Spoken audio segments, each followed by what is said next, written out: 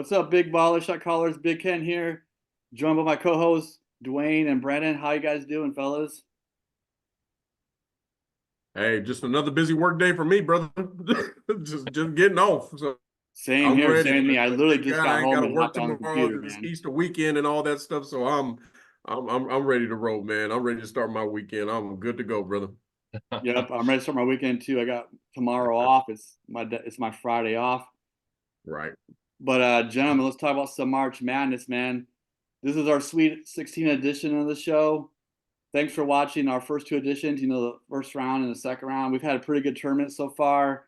Um, Second round didn't disappoint. Three overtime games. NC State and Oakland, Oregon and Creighton went to double overtime, and then Houston and Texas A&M. Texas A&M made a crazy comeback with like a minute and a half left. They just scored like 10 unanswered points. They went crazy. I thought that game was over, and they made a furious comeback. Some of the Blue Bloods dominated.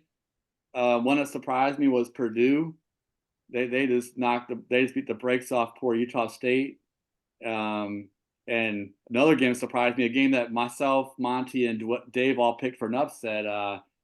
We all thought Duke would lose to, who were they playing? I lost my train of thought, but we thought not Grand. I want to say Grand Canyon. It wasn't Grand Canyon, but They played Vermont round one.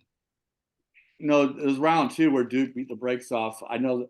Oh, yeah. Oh, James Madison. James James Madison, yeah. Madison. Thank you, Duwayne. I lost my train of thought, but we all predicted James Madison would win this game. We thought it'd be a matchup problem for Duke, and Duke got off to a fast start and just really never looked back. And other games that were close that almost came out in overtime is Grand Canyon gave Alabama a run for the money. At one point it was 62-61, but Alabama scored the last 10 points to kind of squeak that one out. And I thought the Colorado Marquette game was very close. So I guess we could open up with that. Let's talk about Colorado Marquette. Marquette won 81-77. Shaka Smart makes it to Sweet 16 last year. He got knocked out in round 32 against Michigan State. I got some stats. I got some stats for that game. De Silva had 17 points for Colorado, leading scorer. I'm sorry, KJ Simpson was leading scorer with 20. De Silva had 17. Lampkin of Brigham had 13. Their freshman Williams had 12. Iguodoro had 10 points. Joplin had 14. Tyler Kolek, their point guard who came back, I was talking to Duwayne about, had 21. And Cam Jones had 18. The biggest takeaway I take from that game is, like I said, Tyler Kolek. I texted Duwayne saying that if Marquette doesn't have their point guard, I don't think Marquette will get very far. But he came back. He came back for the tournament. He sat out for the Big East tournament, but he came back for the NCAA tournament. He looks like freaking good. He's running the team. He's the floor general. They look good. It's very close, but Marquette was able to squeak that out against a very hot Colorado team. So I thought that was a good game. What's your take on that game, Duwayne? Did you watch that? You got any thoughts on that? I did. I didn't watch all of it, but I tried to keep up with it as much as I could. And but I was, hey, Tyler Kolek was the difference, and we discussed it. If he comes, it's going to be a bench, and he was the difference. And as you could see, he ran the floor top to bottom. He was dishing and making plays, but he really took over in the overtime games. I mean, it was all him. It was all him. And so, as a bet man, I was like looking, I was just like, golly, I predicted this over real quick. The minute I saw he was going in the game, I said, yeah, he's going over this, 18 points. That's nothing to him, so, and this many assists. And so it was the difference. But I've been telling people about Colorado, though. I said, Colorado is no joke. And I don't know if all their players are seniors or this was a experienced I don't senior think group, but so. if all these players come back next year, I can predict them to be a top 15 ranked team. Because let me tell you, man, I told people, I said, listen, Colorado shouldn't have been an at-large bid to begin with. They shouldn't have No, been an absolutely at-large to not. begin with. I thought they should have been ranked high in the tournament, and maybe at least a 10 or something. But I said, man, these jokers are really good. I mean, this boy KJ is no joke. This boy is a legit 20-point scorer on every night. And so I was just like, man, these dudes about to get problems. So I'm sitting there texting Ken. I was like, didn't I tell you these jokers be causing problems the minute they get Yeah. It's like these boys play good team ball. And if you look at the way they play, their chemistry is really unreal, man. So, like I said, and it goes to show how they battled with Marquette. Them boys didn't give up. Them boys, crashed the boards. But Da Silva was really a point for me, man, because he's so flustery, but he can really score the ball, man. But when he played that game, I mean, this dude was jacking up threes from every which way but one and help keep them in the game, So, but whenever they really need the points, KJ Simpson was there to answer the call. So, I mean, it was really a good game. It was probably one of the best games in the tournament by far. Absolutely. Yeah. What do you got on that, Brandon? I thought it was a good game too, man. Really good game. I really, and like Duwayne, I got to give my first. They're the first four teams to make it past the first round, and Christian just I thought personally, yeah, Kolik's the guy for Marquette that moves the ball. He can hit the threes. Marquette, to me, those first two games, just they really only played one half of basketball that just felt complete to me. Round one, they had a slow start. Round two, they were a little bit slow. Colorado just hung in there real tough. Da Silva, that guy, man, he can rebound, he can pass, he can play defense. He makes the hustle plays. And not only does he make his shots, but they're high percentage shots. They're smart shots he takes. He was my favorite player out there on that Colorado team and between the two teams out there. Yeah. Yeah, Agreed. absolutely. Absolutely. No, KJ Simpson is a beast. Like I said in our first round show, Colorado. A lot of the sports plungers are saying Colorado has probably like 2 or 3 NBA picks, and obviously KJ Simpson is probably number one. Da Silva's another one. I'm not sure who the third guys are talking about, but I know Da Silva and KJ Simpson are probably definitely KJ Simpson is probably like going to the NBA. I just wonder if KJ Simpson's going to come back for his senior year because I believe KJ Simpson's only a junior. Not sure how old Da Silva is. He might I be a think junior Silva's also. But I know Yeah. KJ Simpson for sure is only a junior. But I wonder if he's going to come back for his senior year or declare for the draft. But like Duwayne said, they're really good. They stick together another year, man. Look out. Look out. Oh, no, Look they're out. gonna be a problem. If they know they could do that to Marquette, which I'm sure a lot of people have Marquette going pretty deep in their bracket, if they can run Marquette to those overtimes the way that they did with Colorado, if they come back with a good core nucleus, like you said, look out. They're going to be a problem. They're going to be a problem, and I'm already going to go ahead and predict them if they keep their nucleus to already win Oh their yeah. conference. Yeah. Oh yeah. Yeah, they look good. Well, in overtime games, number 14 Oakland, who was kind of the Cinderella, was playing against number 11 North Carolina State. But like I talked about in the first show, North Carolina State's hot. They're on a run, just like Oregon was. North Carolina State won the ACC tournament to get themselves into the dance. Because without it, they may have not gotten in. We didn't know. They're kind of like on the bubble, but they won it to secure their spot in the tournament. So they got hot at the right time. That was a good game, but this looked like an overtime. Oakland just didn't have any more gas. Like their tank was empty in overtime, but they played their hearts out. I want Oakland from a sports perspective, I want Oakland to win, but from a bracket perspective, I wanted NC State to win because I had NC State advancing in my bracket. So I was happy from a bracket perspective, but if Oakland would have won, I would not have been upset because then they would have made it to the Sweet 16. They would have been the legit, Cinderella of this tournament. But they just fell like a little bit short in overtime, But they have a great team. The one player that really stands out is obviously Jack Golke, who shoots threes like crazy. He made 10 threes in the first game, 32 points. He didn't disappoint in the second game. He had 22 points, 7 threes.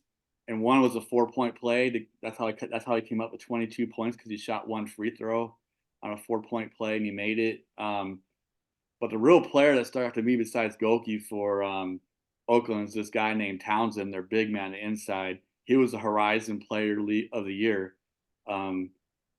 That guy knows how to score inside. So they just don't got like an outside game. They got this nice inside-outside combination game between Goki and Townsend. They're good.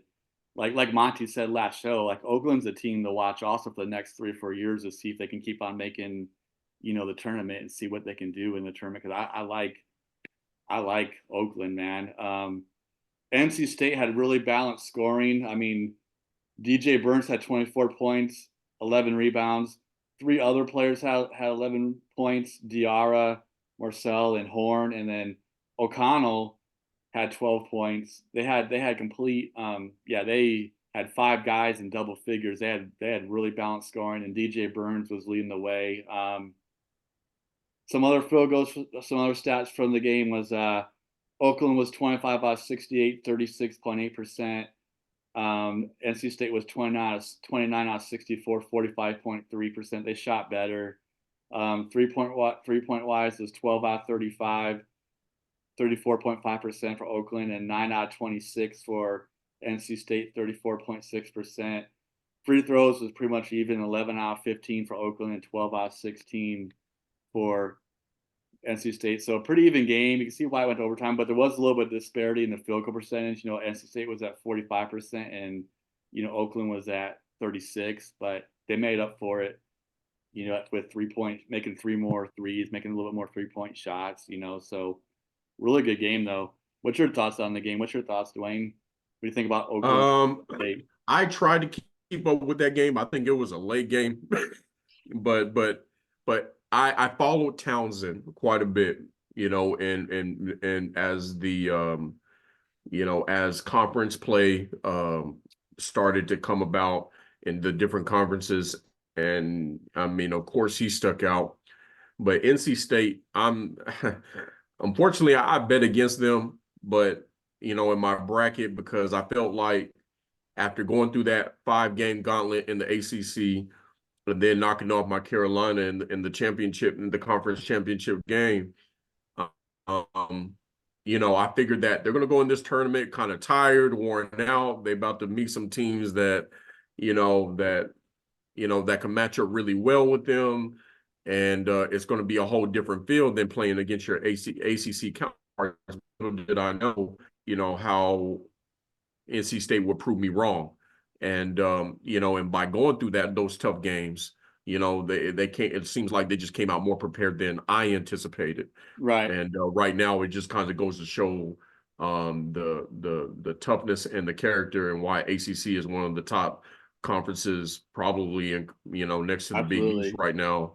Mm-hmm. And why they did, and they still got pretty much a lot of their teams still in. With some that could have snuck in, like Pittsburgh and things like that. They should have had more. But then again, that, I guess that's a debate for another day. But at the end of the day, NC State, they did what they had to do. They showed up, they showed out, and them boys of Diarra and Horn, and and of course, who can forget DJ Burns, man, just showing up like clockwork and putting on shows. And so they are pretty much proving a lot of bettors wrong, and I was one of them. So they're still hot, man. What do you got, Brandon? First, I got a live update right here. Clemson's winning 16-6 against Arizona. 10 minutes left in the first half. Arizona's 1 for 7 from 3. 1 for 7 from 3. They got to shoot themselves out of this funk, but they're at the free throw line, about to start. I knew there was a game coming on when we started this show. But I know you guys. I know you guys are all very. I know you guys are big. Both of you guys are both big NC fans, so I know you guys want to watch North Carolina. There we go. Yeah. Oh yeah. Mm. But yeah. So also so about State. Yeah. So they had 7 games in 12 days, and they really only work a 7 to 8 man rotation. So for them to actually have the stamina to get past overtime against a hot Oakland team that stuck with them, props to them. They played really well. It was a good I feel like they really exploited the mismatches that they had. Yes. Oakland only had two guys that are 6'9", so they definitely fed Diarra and Burns most of the game. They kept Horn in check. Yeah, Townsend was an exciting player. He kept Oakland alive. They guarded Golke close. But yeah, State's done really, really well, man. Yeah, they're legit. They have a good shot to beat Marquette, I feel like. And they actually get some rest going into this. So this is going to be a really interesting game. Yeah. Everyone's gotten rest. That's the nice thing about making it to the Sweet Yeah. 16. You get 3 or 4 days off. You finally get Yeah. the chance to breathe a little bit and exhale. Like you Oh, yeah. kind of got through the first gauntlet, Mhm. you know. The next game, this game, same thing. This depends if we're talking about my bracket or we're talking about from a sports perspective. Oregon and Creighton goes into double overtime. Mm. Yep. Bracket wise, I have Creighton. I have Creighton Yeah. going all the way. Like one of my brackets, I got Creighton going all the way to the Final Four for the first time in their Mhm. school history. You know, so I kind of got them. They're kind of like my black horse a little bit. You know, they're my dark horse. I mean, like they're kind of like so. I'm kind of expecting them to do something. But if Oregon would have won this game, you know, this like Oakland, like it would have been really good. You know, so you know because Oregon got hot, you know, at the right time, just like NC State did.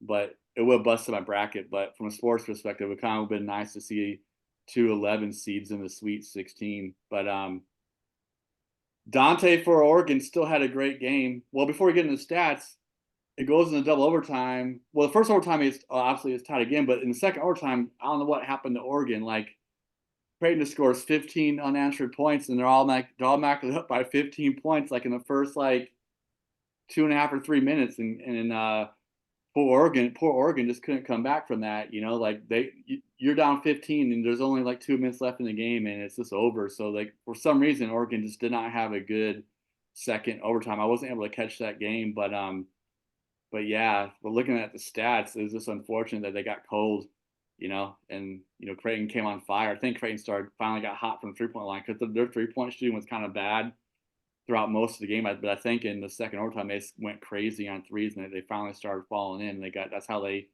jumped up to such a big lead so quickly. But Dante had 28 points and get this, 20 rebounds, 28 points, 20 rebounds.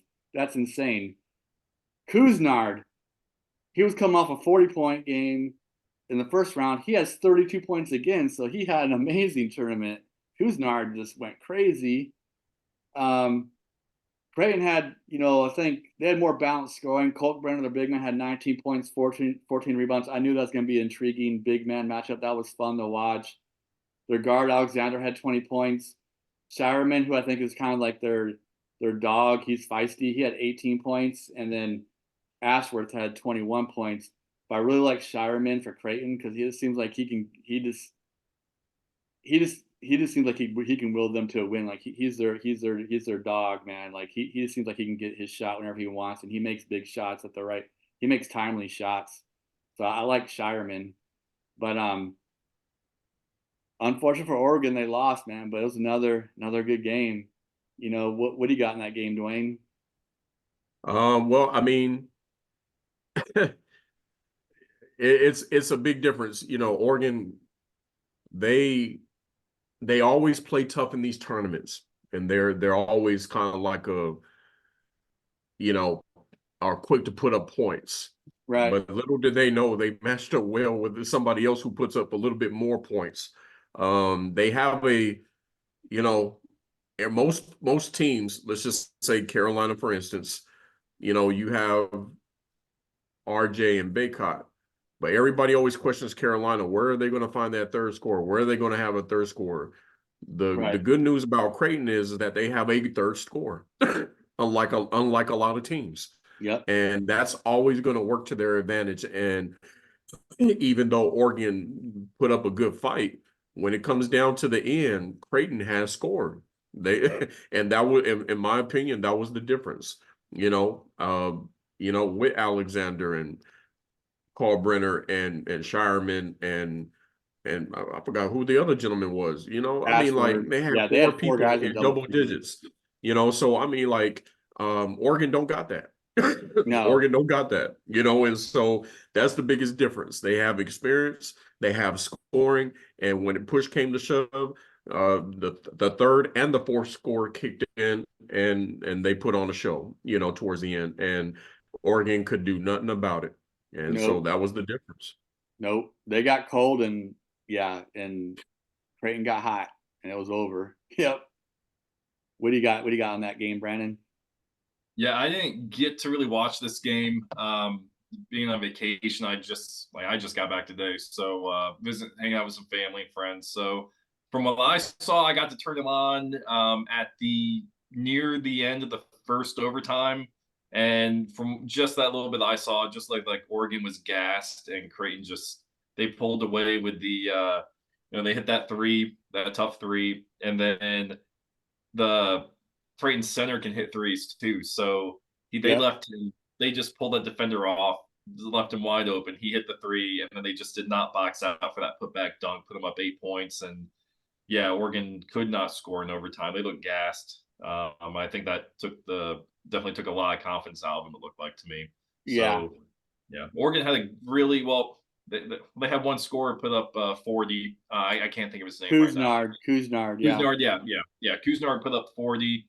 And you need more people to just put up 40 than just your one guy. They didn't seem to have that other player that could really take him over the top. Yeah, they were gassed in second overtime. First overtime, they both scored 9 points each, but the second overtime, they were done. They were gassed. They were, like you said, Creighton just jumped all over them in the second overtime. They never looked back. Let's talk about another exciting game with a crazy finish. Number 9 Texas A&M faces number 1 Houston, and this game goes into overtime. Houston wins the game 100-95. But man, like I said in the opening, looked like Texas A&M was out with like a minute 50 to go, I think, and they were down by 12, and then all of a sudden the game is tied. One of their players hits a clutch 3 on a last second shot to get it in overtime, like right from the top of the key. I mean, man, they gave Houston all they could handle. All they could handle. All they could handle. A lot of people were predicting Texas A&M would upset them. I picked Houston to win my bracket, but I knew Texas A&M was going to give them a game. All my friends and all the sports pundits were right. There was some people that saying Texas A&M could pull off an upset here, and they almost pulled it off. Both teams had a lot of people score. Oh my God! So Texas A&M had Radford with 27 points, Taylor with 21, Obaseki with 15, Garcia with 12. Houston, I know a guy who Duwayne really likes. Shed had 21 points. Cryer had 20. Sharp, another really good player, had 30 points. And Jay Roberts had 13. So there was shooting and scoring going around all over the place in this game. There was a little crazy disparity in field goals, though. I mean, sorry, not field goals, but on free throws. Field goals, it was 29 out of 75 for Texas A&M, 38.7%, which isn't that great. Houston was better, 34 out of 66, 51.5%. The big disparity was free throws, though. This is why Texas A&M was probably in overtime. They go 29 out of 45 from the free throw line for 64%, which isn't very good, but they still made 29 free throws out of 45 attempts, and Houston was 21 out of 30 for 70%. And get this, Texas A&M had like a crazy amount. They had 26 offensive rebounds. 26 offensive rebounds. That's what kept them in the game. Houston was shooting better than them all game long, but they were getting the free throw line more, and they had a crazy amount of second chance points. Like they were just going to the boards hard. And Radford had 15 of them, Yep. So I mean, I'm not at least a bit surprised. I mean, you got two Texas teams going at it. They both wanted it, but Houston has always been, when it comes down to clutch, man, their defense shows up, You see, but and this is the tournament. I mean, everybody's going to start kicking it in another gear and things like that. When I kept an eye on Houston, I would be a little bit disappointed sometimes. But you see, Cryer wouldn't be always in double digits. He was always sporadic. Shed was always sporadic. But when it came down to their defensive, you know skill level and clamping down on folks. I mean, it's what's won them games and made them number one and why they are with the way they are. But it was just a good show for Texas. My player that I watched a lot, not outside of Radford for A&M, but who's come on like big is that boy Wade Taylor the fourth, man. Yeah. Wade Taylor has just man, just it almost seems like he's always been there, but towards the tournament time, and conference tournament time, this boy's come out of almost nowhere, Yeah. and just started just hitting double figures he's like the go-to person, prior to Radford, you know what I'm saying? So he's really surprised me this tournament, and I mean, goodness gracious, man. I mean, they were there. They were there, but it was a good show for Texas, and for Texas teams. So, I'm not surprised that it was that close. Yep. What do you got, Brandon? Well, I did not get to watch this game. I wish I did. I was getting texts about it throughout, but all I gotta say is Houston's not going to beat Duke if they're allowing this many offensive No. rebounds, man. They're not going to win this weekend. They better get on those boards. Yeah.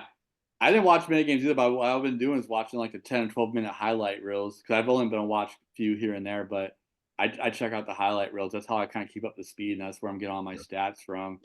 But Gotcha. but yeah, Houston's got to play better. They could be the first number one seed out, but we could talk about that in the Sweet 16 predictions. But yeah, I'm with you on that, Brandon.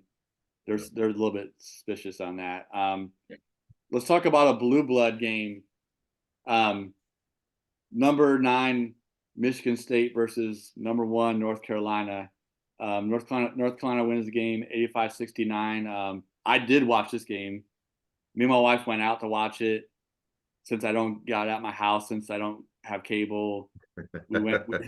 I'm a cheap bastard that way, but yeah, we went out.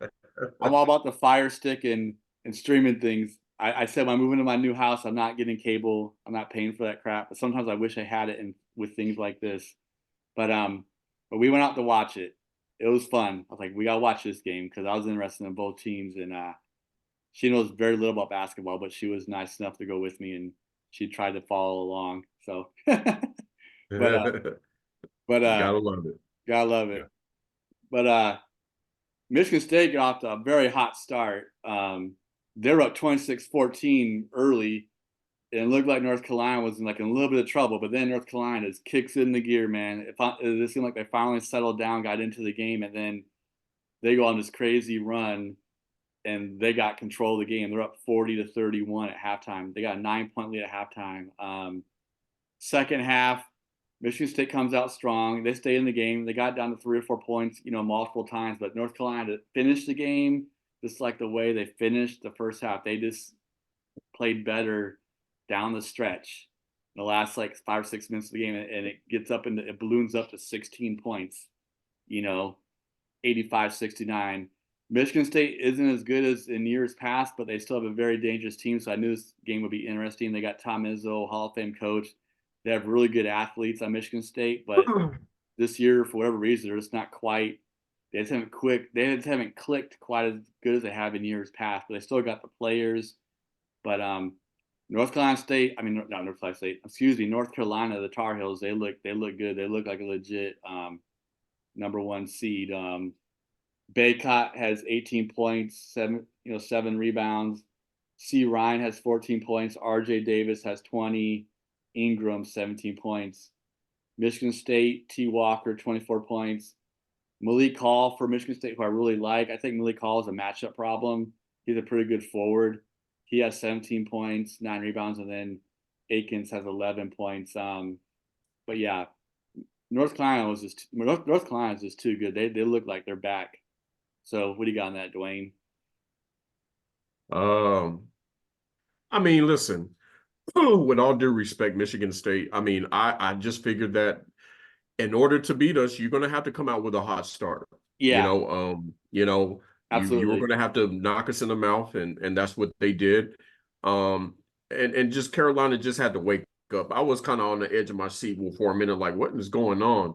But in the coach and Hubert and who we have, he's the guy that really sets the tone and how Carolina's going to play and how Baycott's going to step up and how RJ Davis is going to take over and he if you watched when he did that interview, that sideline interview after they Yeah, got knocked, he was just like, we got to want to play in the game. He said when we decide to enter the game, then it's and then we can start doing what we need to do, but we ain't even in it, so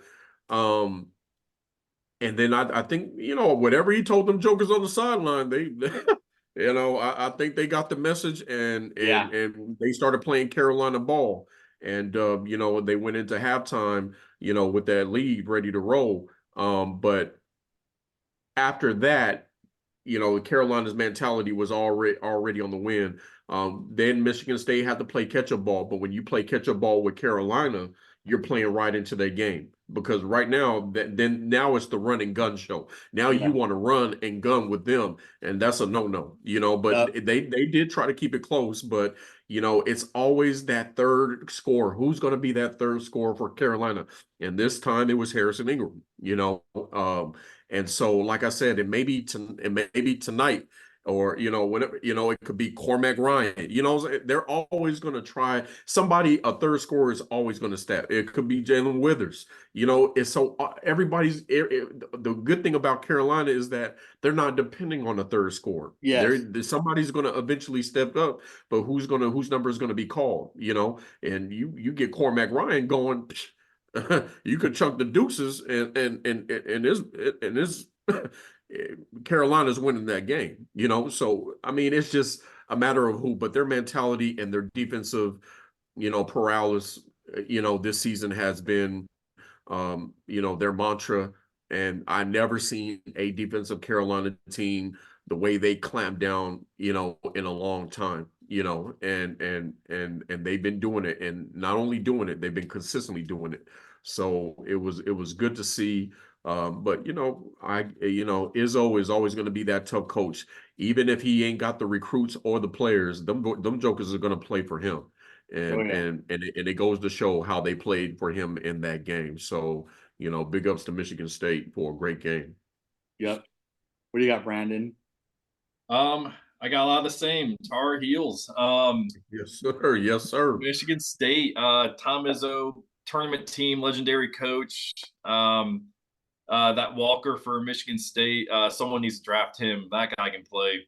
But yeah, no, Michigan State, that hot start, and Hubert Davis, that media timeout interviews, that same point. I'm saying, man, what are they doing? They gotta wake up. Their sloppy passes, the lazy turnovers. They weren't playing Carolina basketball, and some of that, I think, playing out of the Spectrum Center over there in Charlotte, I think has got them a little bit too comfortable in front of a home crowd, and just after that sideline interview, if you look at how he was so animated in that team huddle, they woke up, and that's when they came back to life. Yep. Yeah, Carolina's such a good team. RJ Davis, Baycott, they're going to get theirs every night. But yeah, like you were saying about that third score, it was Harrison Ingram.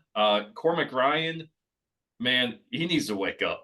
Cormac Ryan he has not been good. The ACC tournament, the last two games, I hope that this break does something good for him to where he plays some Carolina basketball tonight.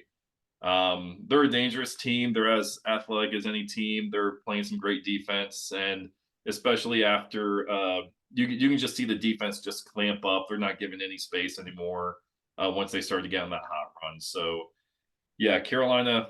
Obviously, that's my team. That's my team to pick. That's my team to beat in this tournament. And I really like the way that they played some basketball after they slow start, came back, and they took care of business the way they had to. Absolutely. Yeah, absolutely. I agree with both you guys. Good game.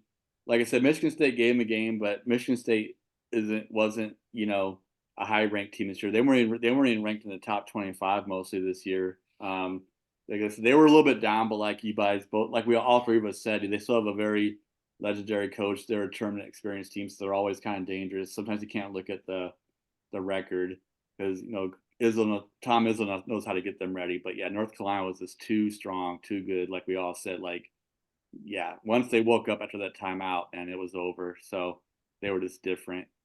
Let's get into another dominating performance.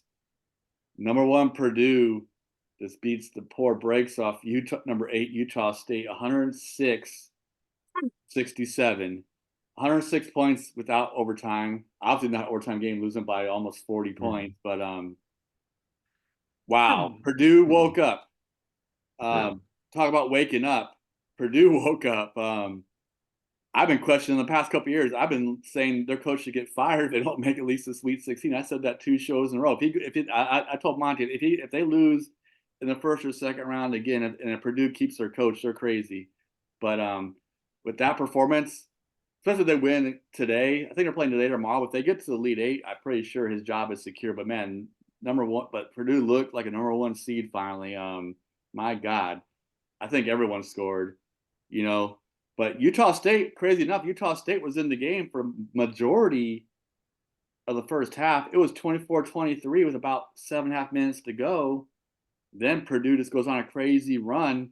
They're up 49-33 at halftime. They're up by 16. They got complete control of the game, and just more of that in the second half.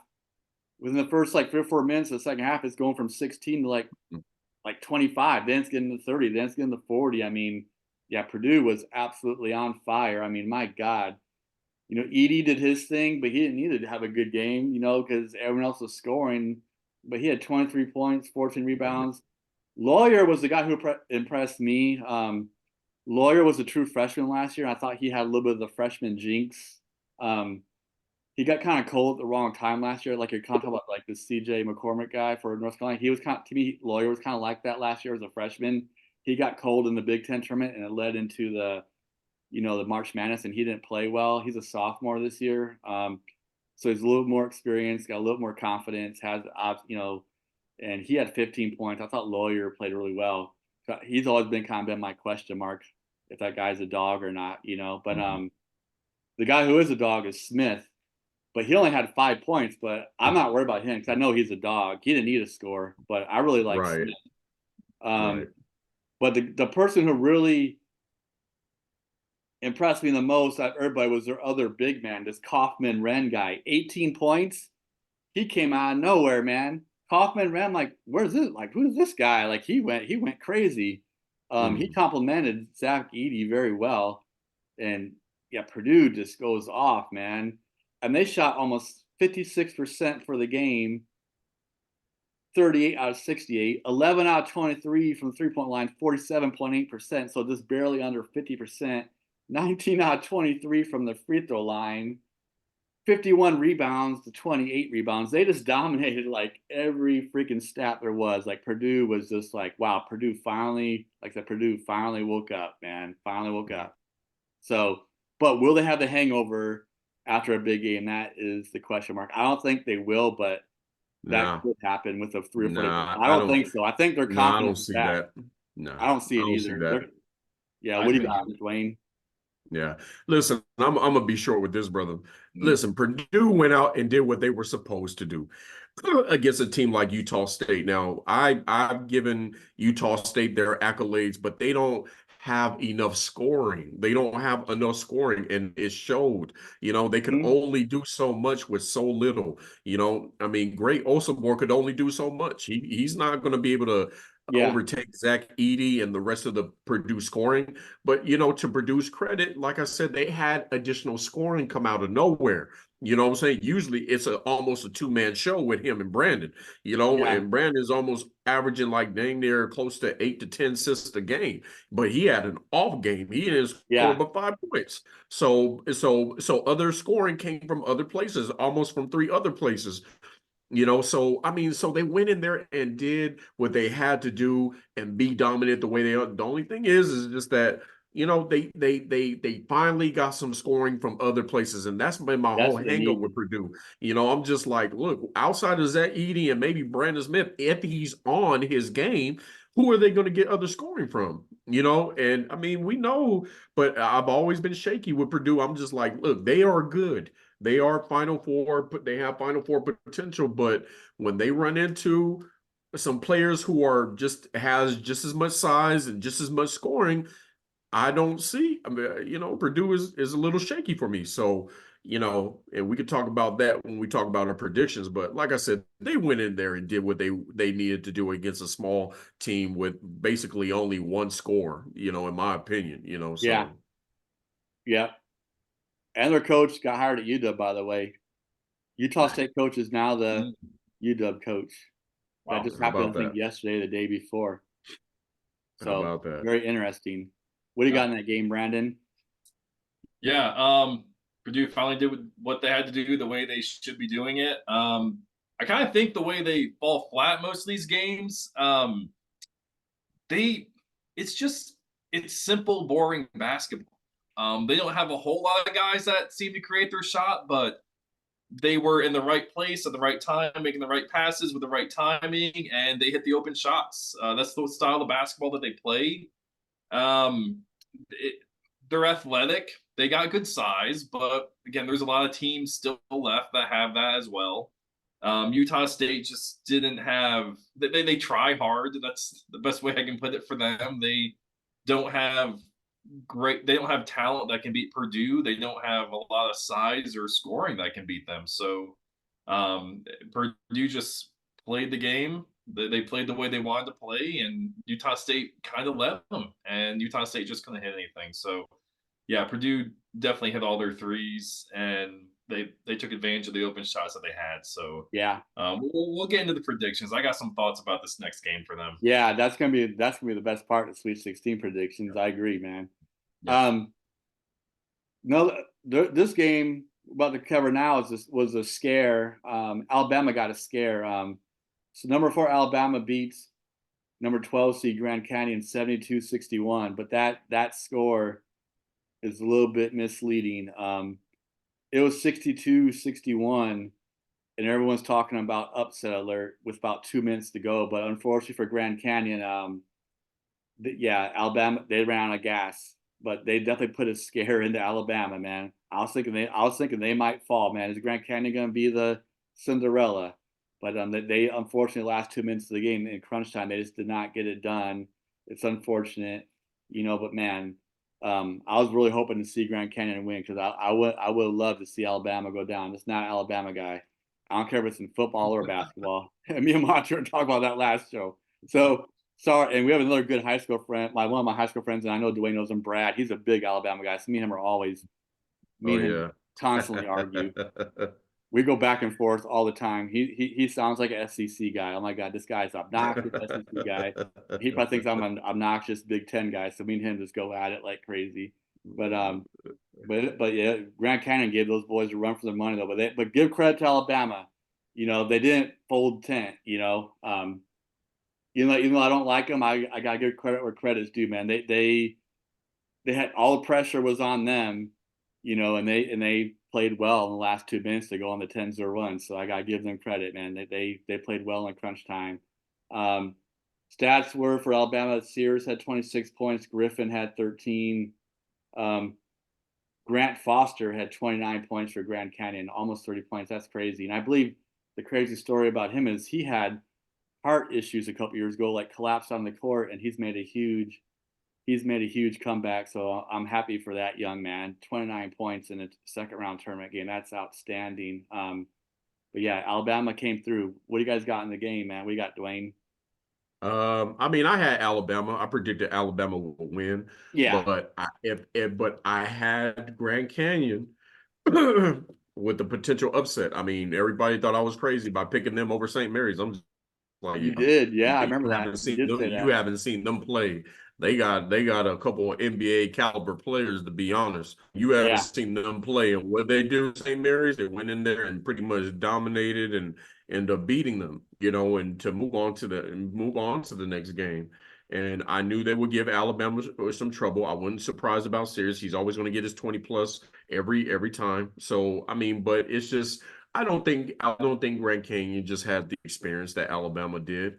And I chalk it up to that, but they had a squad that can compete, and that's what they did. They can compete, and they D'd up and clamped down. Are we back? Are we back?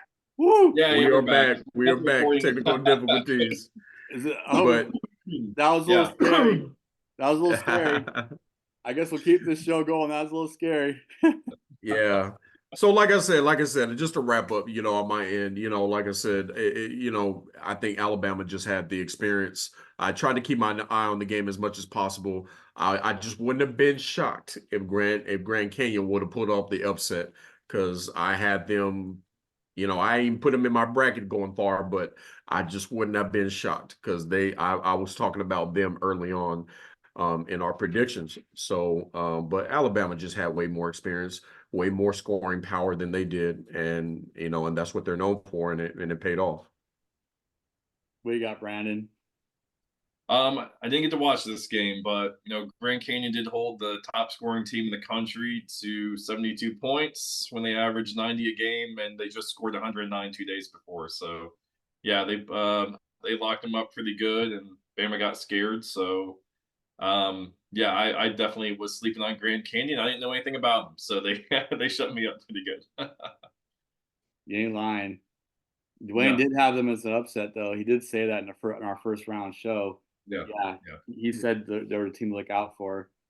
Grand Canyon had Dan Marley as their coach. At one point, you know, the ex Under Dan Marley. the ex Phoenix Suns NBA player. Then Yep. their coach now. Oh my God, me and Dave were talk about this last show with Monty, but he's the player that played for Valparaiso and hit that famous game-winning three in the second round of the late 1990s.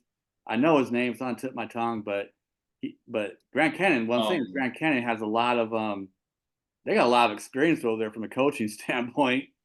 So Yeah. Dan Marley, now this guy who's playing in a tournament himself in the late 90s and hits a big three for Valparaiso, like a major underdog team to knock off a powerhouse in like the 97, 98, you know, March Madness. So yeah, they got a squad, man. They have coaches.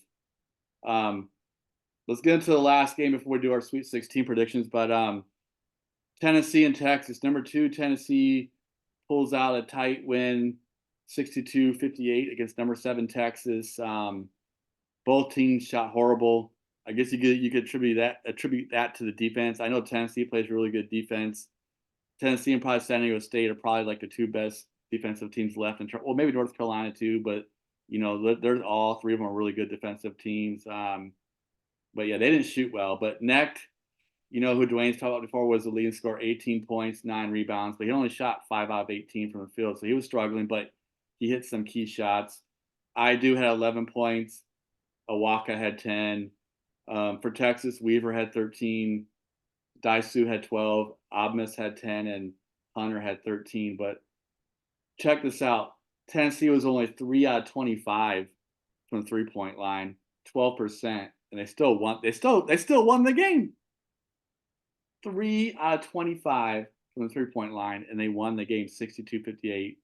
Texas was 7 out of 23 from the 3-point line, 30.4%. It's not lights out, but 30% is a hell of a lot better than 12. And when you look at that stat, it's almost crazy how you think Tennessee won, but they did, man.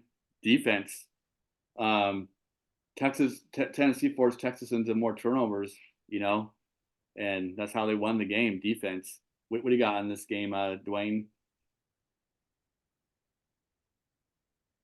Oh, you're muted. Sorry, Duwayne. I didn't get a chance to keep an eye on this game, but I tried to follow it as much as I could.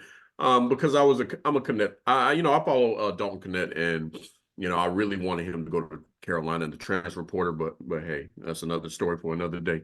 But anyways, you know, I mean, there was a lot of orange that game, so who could deny? But I'm just shocked by the scoreline, to be honest. I really thought it was going to be a lot more points scored that game. Yeah. So I'm just really shocked. But you know, I did have Tennessee winning. So I mean, for me, it's just Texas has just been so inconsistent with their scoring all season long. I mean, like Yep. you don't know where the points are going to come from with them. It's just you really don't, you know. So I mean, am I surprised? You know, yeah. I mean, with that score line, but golly, man. I mean, I just really thought Tennessee would blow them out. You know, to be honest. I mean, Yeah. but you know, A like I lot of people said, did. they move on and it looks the ways Tennessee plays. It almost just seems like they kind of play with the flow of the game. You know, if there's a high scoring game, they'll put up points. Low scoring game, you know, they'll match points. So it's just, I mean, you know, but I had them for the win. So and it looks like they squeaked it out and they got it. You know. Yep. Yeah, well, Tennessee's had their tournament issues, but this is back-to-back Sweet 16s for them. Tennessee is very, very famous for always playing horrible in the NCAA tournament, but now they've had back-to-back decent tournaments going back-to-back Sweet 16s, so they have a good shot for getting to Elite Eight, but they have an interesting game coming up too. But yeah, give Tennessee credit. Didn't play their best game, but they still, found a way to win the game. What do you got in this game, Brandon? I didn't really get to follow. I fell asleep watching. That was boring basketball. Yeah. No, yeah, no, it was. I mean, Tennessee plays great defense. They're probably the best defensive team. But you can't win shooting 3 for 25 from 3 every night. So how about you just take about 12 threes and you take your 3 for 12 and then you make high percentage shots instead is what I would suggest. So yeah, no, I mean Texas, yeah, like y'all said, extremely inconsistent all season. Tennessee's had a good team defensive, especially defensively all season, but Dalton Connect, definitely NBA lottery pick. That guy can shoot, good size to him too, pretty athletic. So yeah, we'll see what Tennessee does next round. All right. Well, let's get into Sweet 16 predictions, gentlemen. Obviously, the Sweet 16 is starting today. There's a game already on. Clemson, Arizona.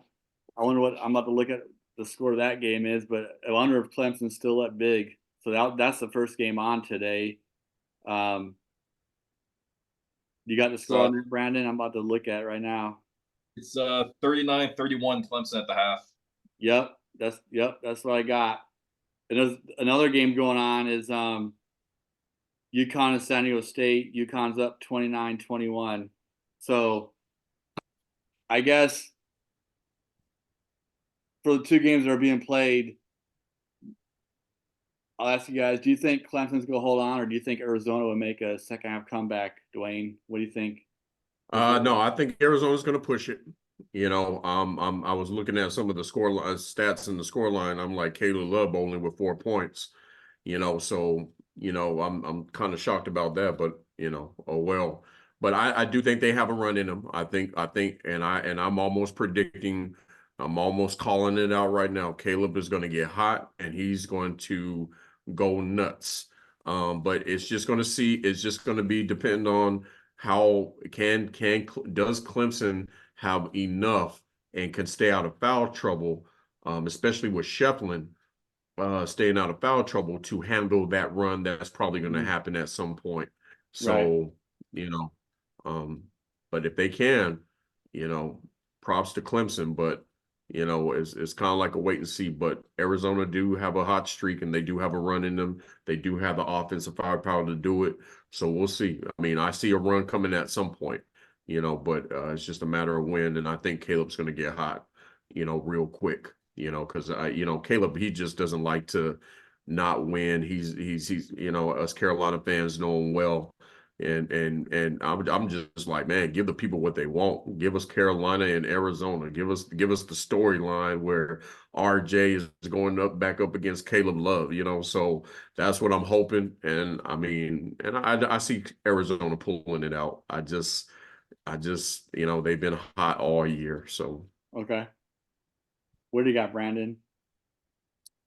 Man, 8 points is far from over. From the little bit I've peeked at on here, Arizona's got to clean up. They've had a lot of sloppy turnovers. I think they had 8 turnovers first half last I saw. And they're not hitting their threes, so they got to find a new way to score. Caleb Love's the difference maker. That guy's got to, if he's only got 4 points this half, then he can be in for a big second half, and he's got to step up there and he's got to play his game. And he knows it. And he knows it too. Yeah. And I'm sure that's going to be a talking point in the locker room right now as we speak too. So, I feel like Arizona is going to make a run. The way I'm going to say Clemson holds the lead. Arizona will probably take the lead at some point in the second half. I think Clemson. I'm gonna play it safe. I'm gonna say that Clemson's gonna hold on and win the game. Okay. Yeah. So my prediction, this is a hard one. It's far from over, like you said, Brandon. 8 points is nothing. Now with a 30-second shot clock and the way you can shoot threes, and they get to the foul line, especially where they stop the clock. I mean, 8 points is nothing in basketball. Clemson does have a three-headed monster, though. Arizona's had their tournament issues. They've made some deep runs, but they had obviously last year they got upset in the first round against Princeton, 2 versus 15 seed. Arizona's obviously done better than that this year, getting into the Sweet, 16. They're kind of like a very up and down team when it comes to the tournament talk. One year they're good, and 1 year they get bounced out, early. Man, who do I pick? I would like to see Arizona make a run, but I just don't know if they can. I mean, they will. I just don't know if it'll be enough to win the game. So I'll go Clemson, but I won't be surprised if Arizona wins. They do got Love. He's good, but he needs to step up big time. So I'll go Love. I'll go Clemson, but next game, UConn, San Diego State. I got UConn this one all the way. San Diego State does have a good defense, but they don't got enough scoring to match UConn. UConn is good in every freaking position. They got their big man inside. They have the guard play. They got the three-point shooting. I mean, UConn is just loaded again. A lot of people are thinking they have a good chance of repeating this year. So I got UConn in this one. This is kind of an easy pick in my opinion. No offense to San Diego State. It's awesome. They made the Sweet 16 2 years in a row. Last year they made a championship game and played against UConn. So this is a rematch of that game. So, but yeah, I got UConn. What do you got, Duwayne? No, I got UConn winning as well. I mean, they're just too tough, both on and off the bench, starters and bench play. But what if San Diego State can keep this close? Yeah, that'll be interesting. Yeah, look out if they can keep it. If they can keep it consistently close, anywhere between that 8 and 5 realm. We may have a problem.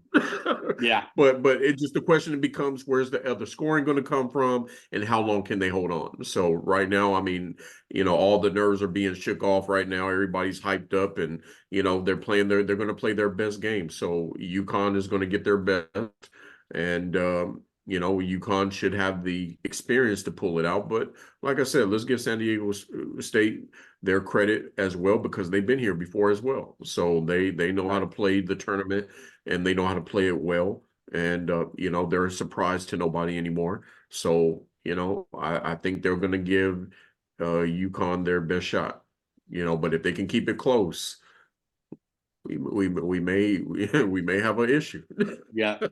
What do you got, Brandon? What do you got? It could be interesting. Yeah. UConn, easy pick for me. I'm gonna shade UConn a little bit here. They're a Final Four team, and they're a good, complete team. They really are. I am not picking them to win the finals this year to repeat. I feel like the strength of their schedule is going to come into play here in the Final Four because the Big East is weak. And I feel like they've had the easiest bracket to get to the Final Four.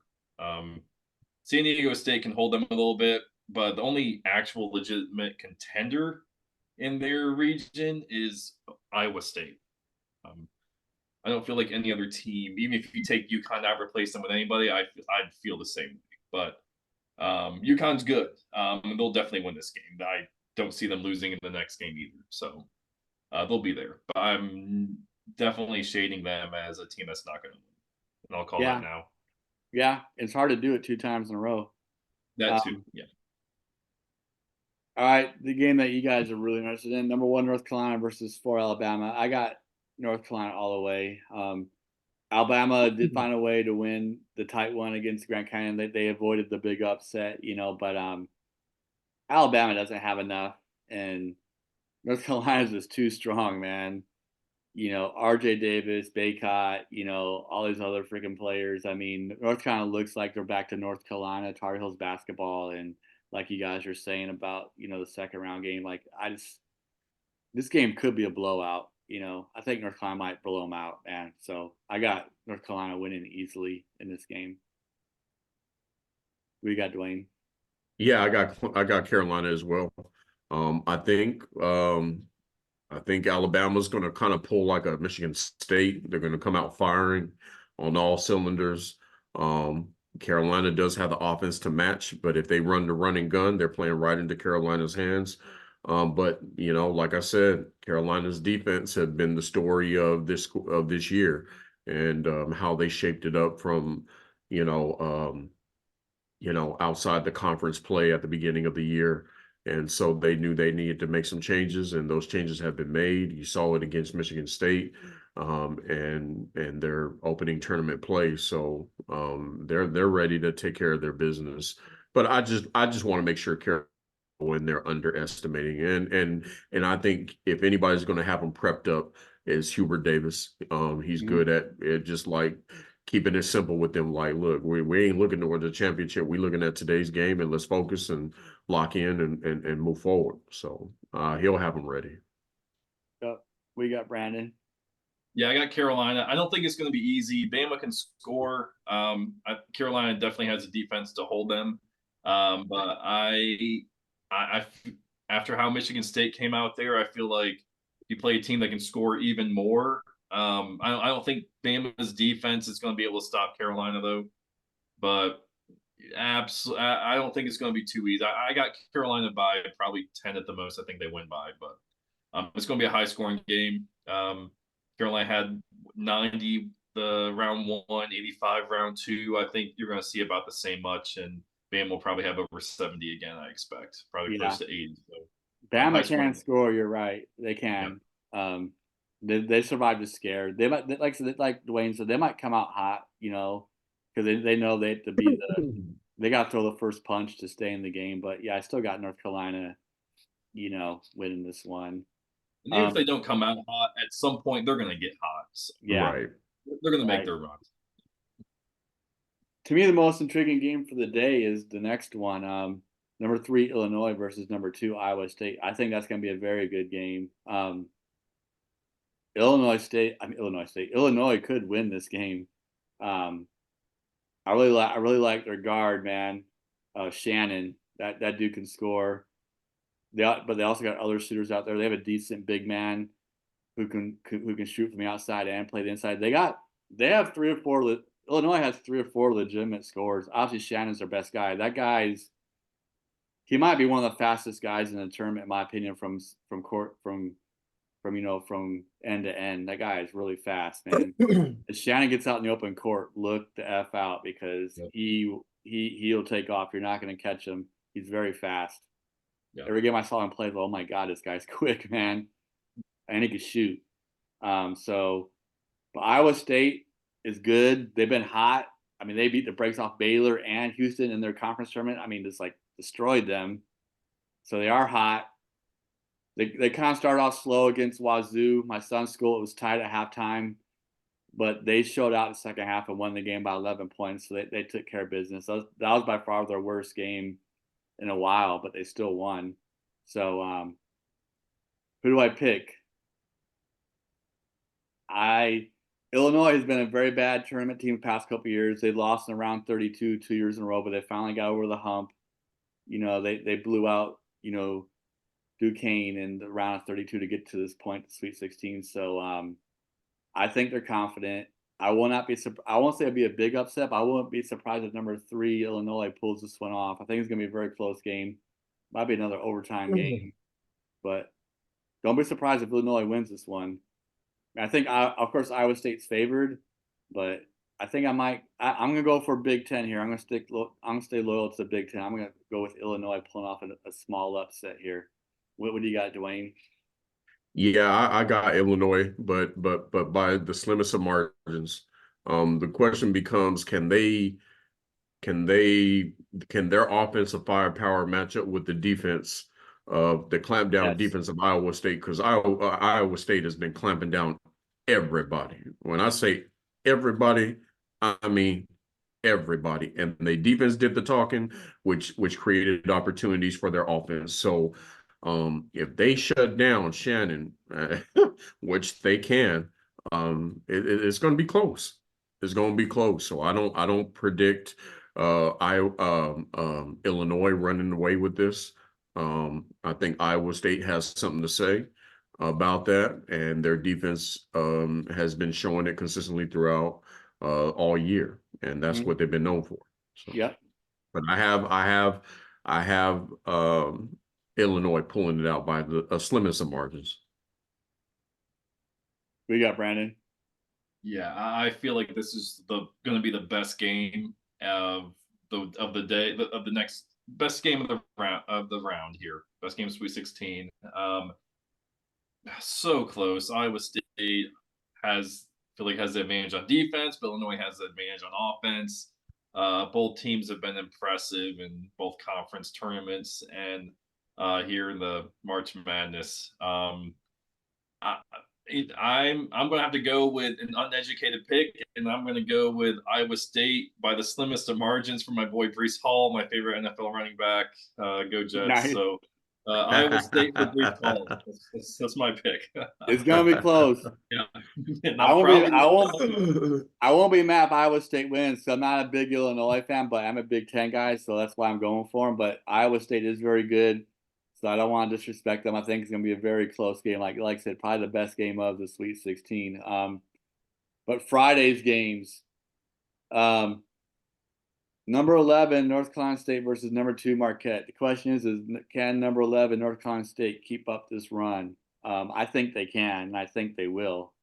I like Marquette. I like Shaka Smart. Tyler Kolek is back, who is their main engine, their point guard. They're he can assist, he can score, he can do it all.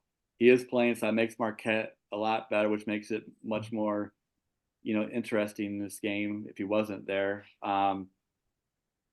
But North Carolina State, I just think they're the team this year, man. They're the Cinderella, I guess. They're in the ACC, which is a very good conference. They were the number 11 seed, so they're the lowest, ranked seed in the Sweet 16, and I think they're going to pull it off, man.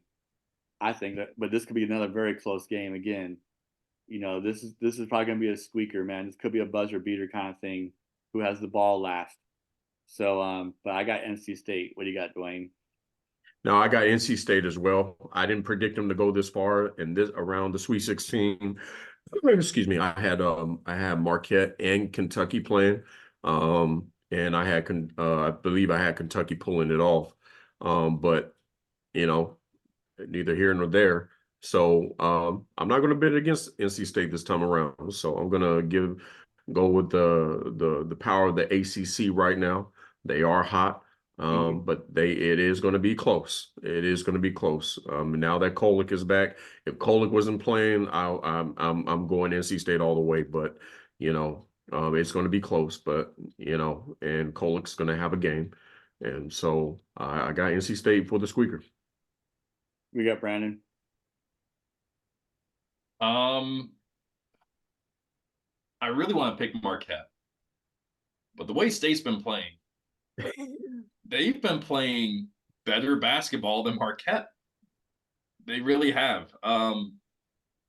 Marquette seems to just run around. Like Marquette revolves around their point guard. And the way that they guarded Jack Golke, they're going to do the same thing to Kolek. And they're not going to stop Kolek, but they'll hold him. And I feel like that's what's going to happen again. You're going to put Horn on Kolek. And then Middlebrooks is their X factor. Burns is going to do his thing because I don't see anyone matching up with Burns on Marquette again. They crash the boards. State plays hard. but I'm gonna have to go with State in a really close game again, man. I think they do pull it out in this next round tomorrow. I think they get it. Yeah, that's the most intriguing game I got. Next one, number 5 Gonzaga versus number 1 Purdue. Geiger cut the Gonzaga. One stat I would show for Gonzaga is this is their 9th straight Sweet 16 appearance. That's pretty dang good, especially for a small school. Only thing I question about Gonzaga, and it's not their fault, is they play in the West Coast Conference. So, they made 25 straight tournaments, which is a very good stat also. But so I don't want to take nothing away from them, but at the same time, dude, the reason why you're making it 25 straight times is because you play in the West Coast Conference. So yes, you made it so many times, which is great, but your conference is horrible. So I feel like they need to join a Power 5 conference at some point. I think people will think they're more legit. But at the same time, the Zags are good. They've been the best team in Washington for a long freaking time. Better than the powerhouse D1 teams, I guess. And well, I won't say they're powerhouses, but UW and Wazoo are the bigger schools compared to Gonzaga, and they're better than both of them. So I gotta give Zags their credit. Mark Few's a good coach, but Purdue has been questionable, like all three of us talked about. They do play boring basketball, which is true. Like Brandon mentioned, that was pretty funny. They're kind of boring. They're very old-fashioned, old-school kind of team. They're hard-nosed. They do play really good defense, though, like an old-fashioned, old-school basketball team. I'll pick Purdue. I won't go against them anymore, but I am wondering if Purdue will lay an egg because, like we're saying, we know Zach Edey can score, but who's going to be their other scorers besides Edey and their guard? If they can get a third scorer like Lawyer and their other big man that complements, Edey, if he plays good again like he did last game, this Kaufman-Wren guy, they'll win. But if they only have one guy scoring, look out. Gonzaga might pull off a crazy upset, but I don't see that happening. So I'll go Purdue. I'll go Purdue on this one. What do you got, Duwayne? No, I got Purdue winning, but the way the Zags been playing, man, they about to they're gonna whip them up and down that court. They're gonna really make Purdue play. And the way I see it, they're all if all those scores that Purdue had on the last game, they're gonna have to show back up because ain't no way Purdue wins this game without some third and fourth scoring. Yeah. So but I have them winning, but they playing a real team now, Yeah. They're playing a real team now. Yeah, So they're playing something better than Utah State. it's gonna be fun to see. It's gonna be fun to see. They're gonna have to have third and fourth scoring, so it's gonna have to show back up. Yep. What do you got, Brandon? Ken, it's funny you mentioned Gonzaga and the WCC because I shade them for that constantly. And I never think they're a good team because they play there. I don't care about their record because you play terrible teams all season. Now that being said, I'm actually going with Gonzaga to win this game. Yeah. I think that with them having stretch bigs, that's going to pull Zach Edey away from the basket and make Purdue not play the way they want to. Very good point. That's an outstanding point. Big mismatch, big mismatches in Gonzaga's favor. And another McNeese State. Did you know that they played the Mississippi University for women this season? Gonzaga's first team. McNeese State played the Mississippi University for women, and they beat them 98-23. And it's not a women's team. They started admitting men into the university in 1982. I did not know that. Wow. Yeah. Some of my friends, we were like, how is McNeese State in this tournament? And we saw they were 30-3. Well, that's the quality of teams that they're playing. So colleges we didn't know existed. Yeah. Gonzaga, they've played, they've taken care of business. And I think there are going to be some big mismatches in this game that's going to play in Gonzaga's favor. I think they beat Purdue. You know what? I got Purdue, and I'm still staying with that pick. But you do bring up a good point. It's going to be very interesting. You guys both bring up good points. Duwayne brought a good point in. Like Purdue needs third and fourth scoring. We know Edey's going to do his thing, and and their other guard, but Lawyer needs, like I said, Lawyer needs to show up again, and other guys need to show up. I mean, they can't have the deer in the headlights look in this game. I mean, they need to shine on the big stage. So I won't be like, I'll still stay with Purdue, but I would not be surprised if you're right, Brandon, and Gonzaga exploits these mismatches and they pull it off, and then it'll be another big thing for Purdue. Yes, they got to the Sweet 16, which is it's an improvement, but they'll be talked about again. Unfortunately, if they lose this game, the monkey's going to be right back on their back, I think, with their tournament problems. So Purdue's got more pressure to win this game also. They got a lot of pressure on them. But I still think they'll do it, but they need to have a lot of scores. Next game, number 1 Houston versus number 4 Duke. I got Duke in this one. I think Houston will be the first number 1 seed to fall. Duke is just playing too good. I know they're your guys' rivals, so you guys hate them, but that game I saw against James Madison, you guys probably gonna both disagree with me, but they look pretty dang good. This Filipowski guy, pretty dang good. They've got good guards too. I don't know. I want Houston to win, but I'm just always suspicious of Houston. I really like Shed, but I'm just suspicious of them. So I got Duke. What do you got, Duwayne? I got Houston. I think Duke is going to bring the best out of them, to showing their scoring potential because they're going to have to. But I do have Houston. I think they're going to be the first ACC team to roll out. I didn't really have Duke going far at all, but again, Duke is always going to show up in tournament time, and their coach is really good, and and with the squad that they coming in next year, they're going to be probably a predicted top 5 team. But at the end of the day, I just think Houston's defense is too powerful. I mean, but you're comparing apples to oranges here, Ken. Right. I mean, we're talking about James Madison. Give me a break, dude. Yeah. We're talking about Houston, That's who's true. been a top 3 team all year. So That's true. That's true. That's true. Are you really going dog Houston out like that? Yeah, I'm not saying I that am. Dude I can't don't like pull it Houston. off, but I'm just saying we're talking about James Madison, dog. No, you got a good point. I'm just not I'm like, come on. I'm not a Houston guy, man. I'm like, give us some kind of credit. I mean, no, you're right. they posed to win that game, doggone it. No, Houston. If they lost that game, then we talk about James Madison as the Cinderella going to the Final Four. So, I mean, they talk. I never had James Madison going to the Final Four, bro. I know James Madison going to the Final Four, but I heard you're saying no. Houston has been a top 5 team all year long.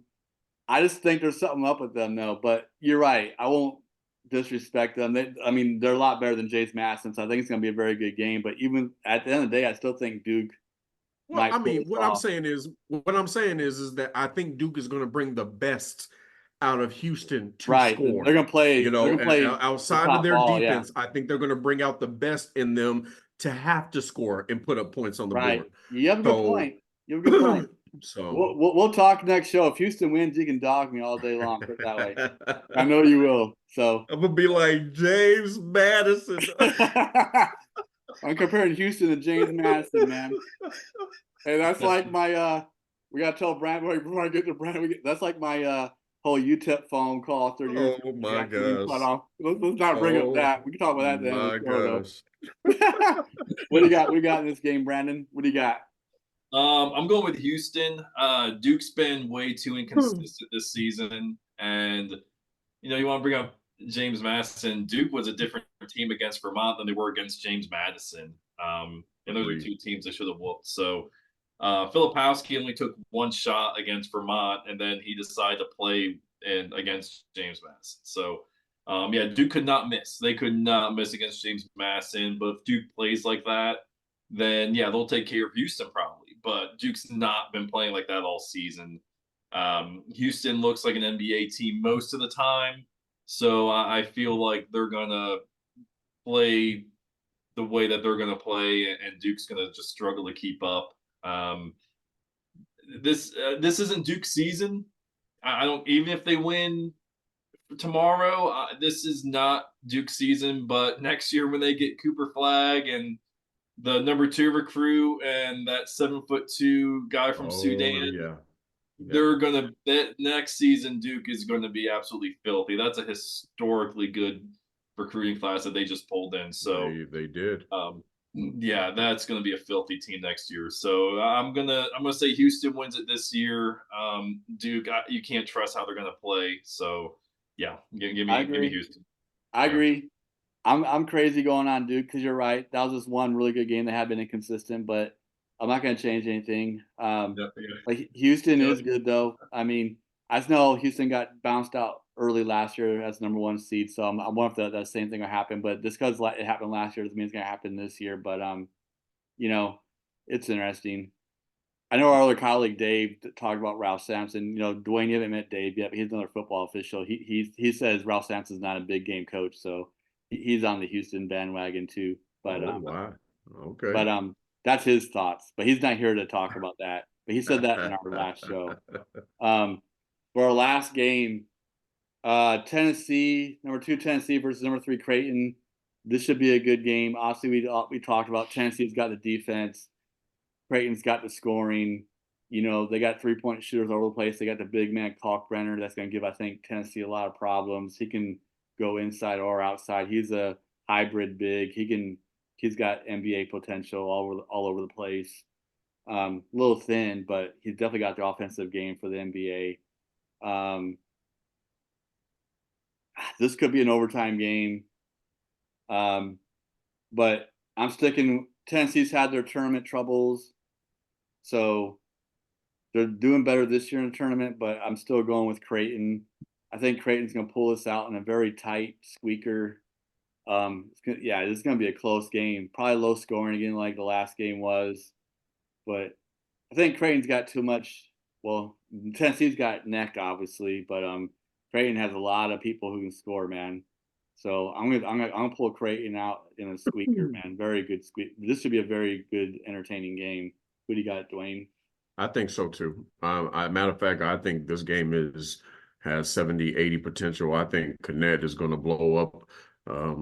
Probably going over 25 plus, close to 30. I think he's going to show out this game. But back to what Creighton does best, they have 3 legit scores and a scoring team. And if you want to go back and forth with Creighton, good luck. You just better be consistent and putting points on the board just as consistent as they are. So again, it's going to be close as well, but I do have Creighton for the win. You got Brian. I'm gonna go against y'all. I'm gonna say Tennessee wins this one. Yeah, Creighton can score. I'm gonna go with defense on this one. I feel like Tennessee is still more athletic than Creighton, so I can see Tennessee taking, just forcing shots and turning into some fast break offense, and that's going to be a big disadvantage for Creighton. I think that's going to be their game plan going in. I feel like it's going to work. Creighton's going to stretch the floor, and that's going to be tough for Tennessee to defend, but it's going to be a really close game. This is tough to call. I'm going to go with Tennessee on this one, though. I got a feeling it's Tennessee. Yeah, this is definitely a coin flip kind of game. No doubt about it. Yeah, it'll be interesting to see what happens on Friday night. But all right, that's it for the picks.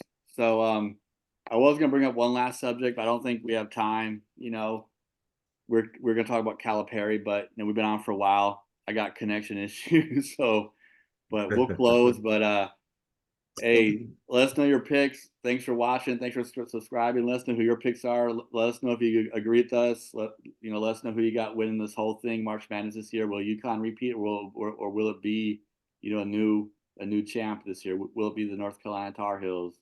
So let us know. You guys got any closing comments? No, go Tar Heels. I'm just saying, give the people what they want.